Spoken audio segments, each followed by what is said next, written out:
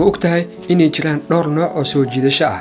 noocyadaasi waxaa qayb ka ah sexual attraction, soo jiidasho dhanka galmada ah, iyo romantic attraction, soo jiidasho jacayl ama dareen, taasoo ah inuu qofka doonayo inuu si kalgacayl leh qofka kale inuu ula falgalo.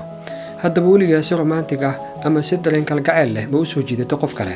waxaa laga yaabaa qof xiriir guur idinka dhexeeyo inuu idin dhex maro dareen soo jiidasho oo dhanka galmada ah, laakiin uusan weligii idin dhex marin wax soo jiidasho romantic ah. inaad romantic tahay iyo inaadan ahayn labadaba waa wax la xidhiidha barbaarintaada. ii ogolow inaan kula wadaago 6 calaamadood oo muujinaya inaadan ahayn qof romantic ah.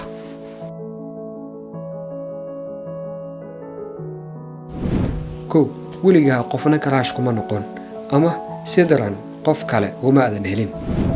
2. isuma meelaysid inaad tahay qof dadka kale soo jiidan kara.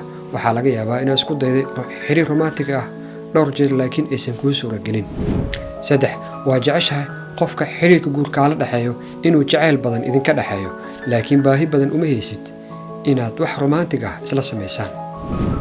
4. waxaad doorbidaysaa inaad single ama doob iska ahaato. ma tahay qof daneynaya inuu lamaane lahaado iyo in kale. dadka aan romantiga ahayn badanaa maskaxdooda kuma soo dhacdo marka loo eego dhigooda kale. badanaa waxay doorbidaan inay single ahaadaan. waa laga yaabaa dadka qaar ee aan romantic ahayn inay rabaan lamaane sababo dartood, sida inay ilmo dhalaan amaba inay wehel helaan. 5. qofka lamaanahaaga ah jinsi ahaan inaad galmo wadaagtaan waad u baahan tahay, laakiin ma dareemaysid in si dareen romantic ah hawsha loo wajaho. 6. wax dhiba uma aragtid inaadan weligaa wax jeclaan. weligaa jacayl ma kugu dhacay? maya.